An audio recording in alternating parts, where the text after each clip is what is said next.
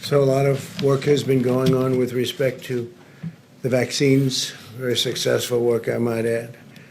We have three great companies doing somewhat different variations, but they're all looking very good. From the beginning of the China virus, all nations have understood that our top priority must be to develop a vaccine as quickly as possible to end the pandemic and get life back to normal. The successful vaccine will not only save millions of lives, it will put an end to the restrictions and some of the things that go on and have to go on in the meantime. Today, I want to discuss the historic progress we're making to deliver a safe and effective vaccine in record time. And there's never been anything like this ever in our history. There's never been in history, period, world history. Since January, America's brilliant doctors and scientists have been working around the clock. These are the best medical minds in the world by far, and the vaccines are going through the gold standard of clinical trials and very heavy emphasis placed on safety. 3 vaccines are already in the final stage. Joe Biden's anti-vaccine theories are putting a lot of lives at risk, and they're only doing it for political reasons. It's very foolish. It's part of their war to try and discredit the vaccine now that they know that we essentially have it. We'll be announcing it fairly soon. As part of Operation Warp Speed, my administration's manufacturing all of the most promising vaccines in advance, and actually it'll be fairly long in advance. As soon as a vaccine is approved, the administration will deliver it to the American people immediately. Distribution will begin within 24 hours after notice, and the general, I think those are the words specifically you wanted us to use. Yes, Mr. President. Within 24 hours, you're all set to go, and massive amounts will be delivered through our great military, and the general is one of our best, and he is ready to go. We'll have manufactured at least 100 million vaccine doses before the end of the year, and likely much more than that. Hundreds of millions of doses will be available every month, and we expect to have enough vaccines for every American by April. And again, I'll say that even at that later stage, the delivery will go as fast as it comes. They can deliver. They're very good. Best, I think, probably the best in the world. The estimates I'm providing today are based on the manufacturing that's in process, and that's in process immediately right now. We've already exceeded our ambitious goals under the Defense Production Act contracts that we've secured. We may even get far above these numbers. The numbers that I'm telling you today, I think we'll exceed them very, very substantially. And I think that also includes distribution. I think distribution will go even quicker than most people think. I'm relying on our military. Everything I've done with our military has worked out very well. In a short time, we'll have a safe and effective vaccine, and we'll defeat the virus. Interestingly, as I was saying, that go very well, just like what we did with our military with respect to ISIS went very well, long ahead of schedule. They have been incredible in working with me. Let's go to Puerto Rico, because Puerto Rico's been hit very, very hard by a lot of different storms, and they're great people.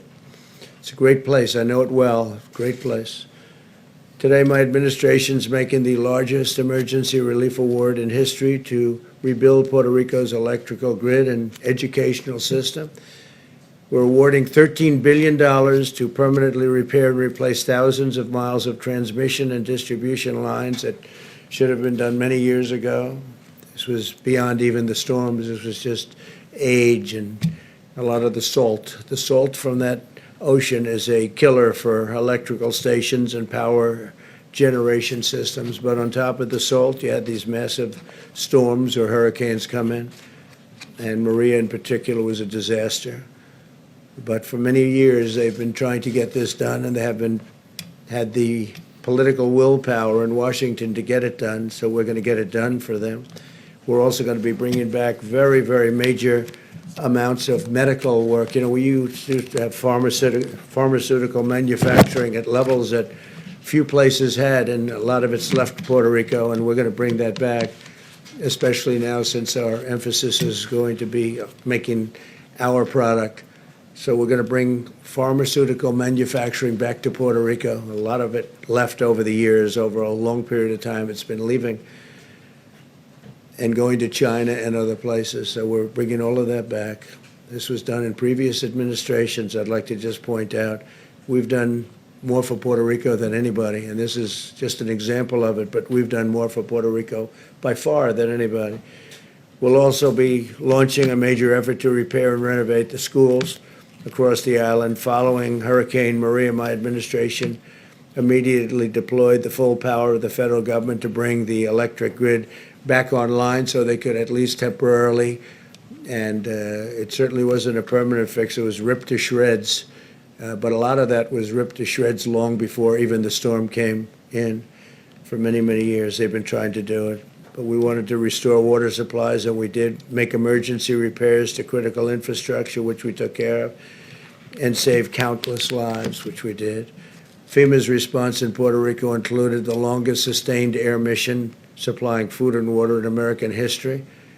We supplied it for long after the hurricane was gone, the largest disaster commodity distribution mission in U.S. history, and the largest sea bridge operation in federal disaster aid U.S. history. My administration's also pre-positioned vast quantities of relief supplies for the future disasters, but unfortunately, Puerto Rico's in the way of a lot of different storms, a lot of hurricanes, and the island is now stocked with nearly 8 times as much drinking water and 13 times as much food as it had before I took office, so they're ready to go if something should happen. They got brushed by a storm recently, but they're in a good position. So we're going to bring back medical distribution and manufacturing to Puerto Rico, and at a level far greater than it was before. And it's been emptied out. It's been largely left the island for many years. One point it was the talk of the world, and now it's the talk of the world in a different way. We're bringing it back, so we're going to be bringing it back from various other parts of the world. It's going to Puerto Rico, and I think that's going to be very exciting for the people. And we're undertaking the largest federal investment in Puerto Rico's history.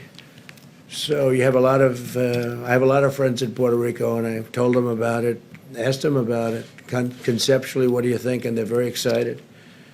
I just want to say, by contrast, Biden's devastated the island of Puerto Rico. Joe Biden, what he's done to Puerto Rico, meaning the past administration, is devastating. In 1996, Biden voted to eliminate a critical tax provision that had allowed Puerto Rico to become a dominant player in global pharmaceutical manufacturing. That's what happened. When Biden voted to repeal this provision, the pharmaceutical industry was ripped out of Puerto Rico. All incentive to stay there was taken away, and all of the jobs went to China and other places, but mostly to China. That's what happened. This was done with a vote of Biden. This was even before the Obama administration. This was early on, but so sad that was done. And then Obama came in, and it got worse. So for the people of Puerto Rico, they were a disaster for you. And I have to say, in a very nice way, a very respectful way, I'm the best thing that ever happened to Puerto Rico. Nobody even close. But as a result, the island's economy, under the previously mentioned names, it just absolutely cratered.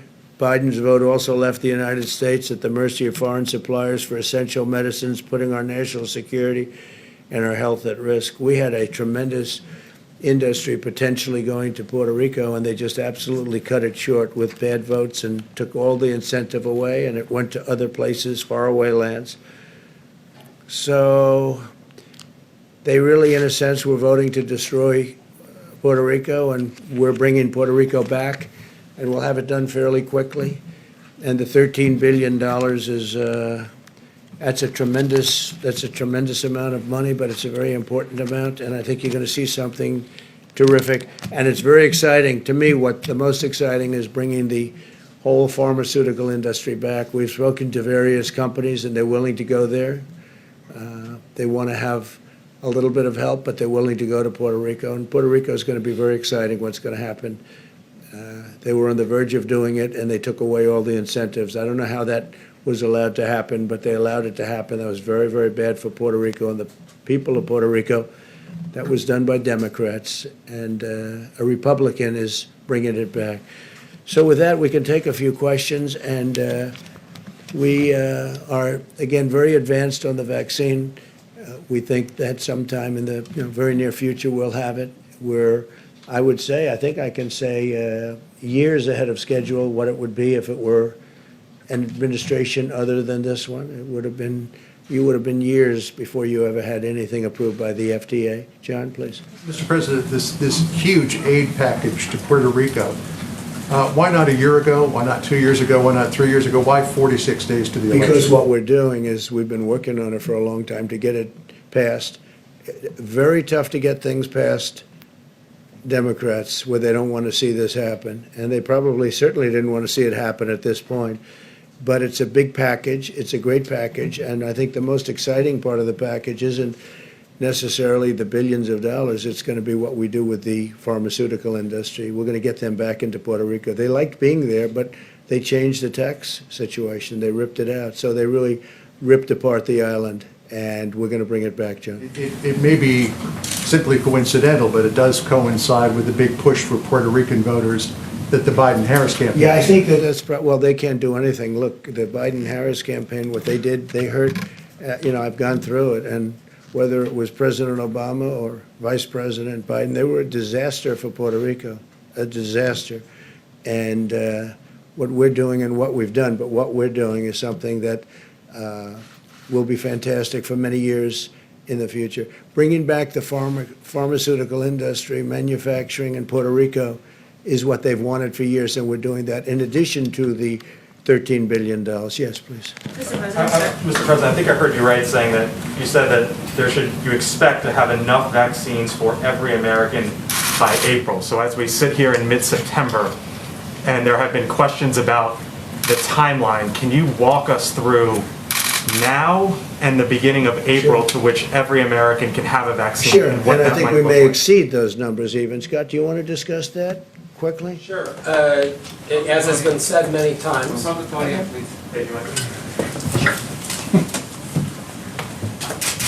Okay. We have all the people that are involved in the actual vaccine distribution here, but we were just going through this. As of the end of the year, we will have over 100 million doses manufactured. The people who are in the prioritized list of including high risk, including first responders, will have the ability to take the vaccine. No one's being mandated to be vaccinated at the latest in January. And as we said yesterday, or I think yesterday, there will be hundreds of millions of doses delivered for people to take it during the first quarter, and so that by April, every single American who wants to be vaccinated will have the ability to be vaccinated. It's not a force. Today basically echoed Dr. Redfield's comments that Q2, Q3, some point the summer of next year, the entire country potentially, or at least as many Americans that need to be vaccinated, will be vaccinated. Is that the timeline? That number, yeah, we think we will. Next summer? Yeah, that's on the outer edge. We think we can beat that number very substantially. And on TikTok, sir, if you don't mind, the Commerce Department essentially gave you a runway today to strike a deal after the election. Do you expect a TikTok deal before the election or after the election?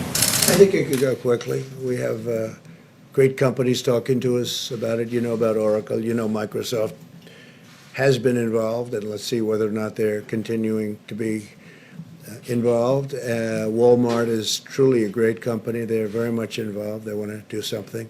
So we have some great options, and maybe we can keep a lot of people happy, but have the security that we need. We have to have the total security from China. we're not going to do anything to jeopardize security. At the same time, it's an amazing company and very, very popular. So if we can do a combination of both, I'd be very happy doing that. Could go very quickly, though, could go very, very fast. Yeah, please. Mr. President, Go ahead, The please. Kuwaiti, when you, OAN, thank you, Mr. President. On Kuwait, so the Kuwaiti ambassador to Austria this week told the IAEA that the Kuwaiti government is very concerned over Iran's constant breaching of the JCPOA. In your discussions with the Kuwaitis today, have you discussed where they stand this week as we go into the UN, as the United States tries to extend sanctions on Iran? well, they just left my office, as you know, the Oval Office, and we had a very good meeting with the Emir, and I think we understand each other very well. They're very excited about a lot of things that are happening in the Middle East. They are so excited that we signed the first two countries, and I think they'll end up fairly quickly being a part of it. I would say 7 or 8 countries that want to be a part of it without even working very easily, very quickly. Nobody thought this would happen, and not only is it happening, it's happening rather easily. We discussed that very briefly, because that's an easy one. Believe it or not, that whole thing is now a beautiful puzzle that's coming together very nicely. But we are talking to them and others about various aspects of the Middle East. The Middle East is straightening out with all that's happening. You know, we've brought a lot of our troops back. A lot of them are coming back in the very near future. We're out of Syria, other than we kept the oil. I kept the oil. And we have troops guarding the oil. Other than that, we're out of Syria. We took them off the border between Syria and Turkey. We had a lot of troops on the border. Ultimately, we got it down to 50, and I thought they were in great danger. When you have two armies sitting there looking to fight, and you have 50 people in the middle, I don't care who you are, even if you're the U.S., those 50 people are in great danger. We took them out. But we had a lot of troops on the border, and we took them out. I said, look, they've been fighting on their border for 200 years, and a lot longer than that under different names, and they can continue to do that. That's not for us. We're guarding our own borders. We're doing very well on our southern border, as an example. So we're out of Syria, except we kept the oil, and we'll make a determination. We'll probably be dealing with the Kurds on the oil and see what it all ends up, but we'll be out. And very importantly, we're down to very few soldiers in Iraq, and we'll be down very shortly over the next couple of weeks to 4,000, less than 4,000 in Afghanistan. And then we'll make that final determination a little bit later on. We're dealing very well with the Taliban. They're very tough, they're very smart, they're very sharp. But, you know, it's been 19 years, and even they are tired of fighting, in all fairness. And we really served as a police force, because if we wanted to do what we had to do, we would have fought a lot differently than they have over the 19 years. They didn't fight it properly. They were police, okay? They're not police, they're soldiers. So there's a difference. The police, nobody has more respect for police than I do, but they have to do their own policing. So we're having some very good discussions with the Taliban, as you probably heard. It's been public. And but we'll be down to, very shortly, we'll be down to less than 4,000 soldiers. And so we'll be out of there, knowing that certain things have to happen, certain things have to be fulfilled. But 19 years is a long time, 8,000 miles away. 19 years is a long time. And the Middle East, the whole Middle East equation, if you look at what's happened, if you've looked at the stupidity of decisions that were made, including the deal that was made, I mean, take a look at what happened with Iran. Had that deal stayed, had I not broken that deal, you could have never done the deal that I'm doing now, where all the countries are pouring in. And I had 2 calls this morning with countries that want to know, when can we go into the deal? They want to go. It's not that we're giving anything. They want security. They want peace. And they're really tired of fighting. It's incredible. They're tired of fighting. They've been fighting for so many years. They're tired of fighting. Thank you very much. Mr. President. Mr. President. Mr. President, a question on the vaccine, but first on Puerto Rico. I heard you many times over the past couple of years saying that Puerto Rico got too much money. I mean, just last year you said Puerto Rico is one of the most corrupt places on earth. Well, You talked that's about how true. Congress That's had sent true. too They much have money. been. But You said never again. You said Congress gave too much money to Puerto Rico. Why now are Because we're you? building it up as a great medical, pharmaceutical manufacturing area where, we're going to be taking back a lot of the business that we let go for years. And we're going to bring it back. They were very good at it. They did a fantastic job, but they destroyed it with their tax policy. They made it impossible for people to stay, so people went to China mostly and to other countries. Puerto Rico has been very corrupt in terms of its politicians. You see that. They're one after another. It's been unbelievably corrupt. And we're studying that and working on that. And we think we have a good group of people who are working very well with the politicians right now. But I think more exciting than the dollars, and you have to do something with respect to their grid. Their grid is a disaster. Their generators are wiped out. And they've been wiped out for years, long before Maria came. They've been wiped out for years. So if we can build Puerto Rico back into a pharmaceutical manufacturing area, we're going to designate it as such. I think it'll be unbelievable for Puerto Rico, unbelievable for the people of Puerto Rico, and we can make it very successful. And a larger question on the vaccine and on other issues regarding the experts in your government. Last night, you criticized what Christopher Wray told Congress, your FBI director. You obviously said that the CDC director was flat wrong on a couple of things this week. How is it that you don't trust your own experts? Do you think you know better Not than all they of them. do? No, I think I have. Yeah, in many cases I do. I think we have a bigger problem with China than we have with Russia. I think China is a far bigger problem. And I said, well, that's okay if you want to think about Russia, but what about China? I think that's appropriate. I thought that the definition of Antifa was an absolutely incorrect definition, so I speak up. I like to speak up. I have fantastic people. That's why we're able to make these great trade deals. That's why we're able to do things like we're doing today. That's why the country has done so well. The country's done numbers like nobody. Had we not had the China plague come in, if that virus didn't come in, the plague, I call it, the plague from China didn't come in, the numbers we had were not only record setting, they were beyond anything anyone's ever seen in any country, frankly. Now, we closed it up, and now we're opening it up. And by the way, the Democrats ought to open up their states, and they ought to open them up fast, John. The faster the better, because they're hurting their people. A lot of damage done with these extended shutdowns. But we saved millions of lives by doing it the way we did it. And now we're opening it up, and you see the kind of numbers, the manufacturing numbers, see the retail numbers, you look at the employment numbers. They're setting records. It's an incredible thing that's happening. Had the plague not come in, we would have been right now at a level that nobody's ever seen before. Nobody's ever seen. But even before, it was at the highest stock market, best unemployment numbers and employment numbers. We're up to 160 million people, just short of 160 million people employed. We were never close to a number like that. And now we're doing it again. And next year, we will have a great economic year. I think one of our best. Yeah. What Ray said about white supremacists, did you? The Postal Service had planned on sending 650 million face masks to Americans back in April. That never happened. Why not? And was it because I you don't were... know. I don't run it, to be honest. That's run, as you know, that's run by a commission, and they run it. I think, frankly, if they would raise the price of packaging, you'd end up making a lot of money or breaking even or doing something. The post office has been a mess for many, many generations, but for certainly decades, and it loses a lot of money. It's always lost a lot of money.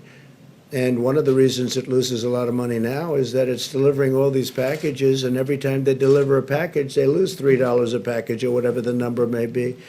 So I would suggest that they raise the price of packages, and you might get something where it loses very little or maybe broke even or maybe even made some money. Can you imagine a thing like that?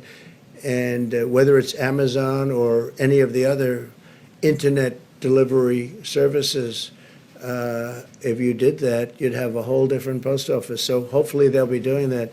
In the meantime, I know so many people in the postal system, and I've known them over the years. They're incredible people, and they're very secure. They're going to be very secure. You know, the problem they have with the ballots, not the post office, the problem they have with the ballots is the people sending the ballots and the people counting the ballots And who are they sending them to? Where are they being sent? Are they being sent to the wrong areas? Are they not being sent at all? There'll be tremendous corruption if they don't do something about it. Now, one big hope is that we're in front of numerous federal judges in Nevada.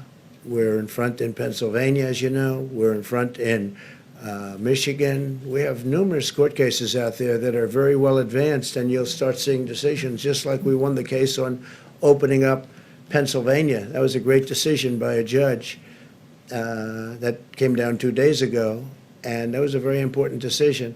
So, but we have a lot of very important decisions coming down on this, on the scam of unsolicited ballots, where they're sending out tens of millions of ballots to everybody, people that didn't expect them. People are getting inundated with ballots. They'll be showered with ballots. Everybody in this room knows it's a scam. Okay? Everybody in this room, even John. Don't say it, John, because What's a it's a scam. Sending ballots at a level, Scam? they are never going to be able to count them. Let me ask you. Your officials vote by mail, sir? People in the White House vote by mail, and they part of the But scam. that's different. That's called solicited. When you solicit, when you go out, it's called absentee or solicit. When you go out and you request a ballot, you want to say, I want to vote because I can't be in Florida or I can't be someplace. You request. So you're sending something in. It's handled professionally. They send it back. It's a whole thing. That's much different than unsolicited. When you get millions of ballots, I heard numbers like 80 million ballots. Now, just this week, they had another one of the disasters that took place, an election. But look at what happened in New Jersey, and they had another one in New Jersey, very, very bad, different than Patterson. Look at what happened in New York with Carolyn, your Congressman, Murphy. Maloney. Carolyn Maloney. Look at that. I mean, look at that race. Carolyn Maloney had a race. It was a disaster. Ballots are missing. Ballots are fraud. These are small races. Look at what happened in Virginia. Look at what happened at various other parts of the country, even over the last short period of time. And these aren't 80 million or 50 million or 20 million votes. These are small elections. These are congressional elections where, in theory, it's easy. So what's going to happen on November 3rd when somebody's leading and they said, well, we haven't counted the ballots. We have millions of ballots to count. It's a disaster. Everyone knows it. Everyone knows it's a disaster. And I don't expect people here to say, although some people will, some people would say it. Everyone knows. You don't even have to know politics to know. And this has nothing to do with post office, by the way. Where are these ballots going? Who's sending them? Who's signing them? You have in Nevada, you have a governor that signed something where he doesn't even want verification of the signature. So what does that mean? So he doesn't even want verification of the signature. So I think it's going to be a terrible time for this country, and we're counting on federal judges to do a great constitutional job when they're right now analyzing it. Many federal judges, like I think 5 or 6, but many federal judges, I can tell you in Pennsylvania, big, in Nevada, very big. I believe it's in front of a judge in Michigan. We have a lot of judges have not yet ruled on this, but if it's ruled in a different manner, or it's ruled where these millions and millions of unsolicited people that aren't even asking, there's such a difference. You write in, you ask, they send it to you, you sign it, you send it back, that's perfect. That's absentee. There's nothing like going to the voter booth, by the way, nothing, where they check you as you go in. There's nothing like that. But that's absentee, that's okay. But the scam of sending millions and millions of ballots, and you know who knows this better than I do? The Democrats. They know it's going to be a mess. They know they're going to be millions of missing ballots or tremendous numbers of missing ballots. You could be talking about large percentages of these ballots are going to be missing. There's going to be fraud. It's a disaster. And everybody, and it'll be a lot easier for me not to bring it up, but everybody knows I'm right. And you don't have to know a lot about elections. You don't have to know a lot about politics. This is going to be the scam of all time.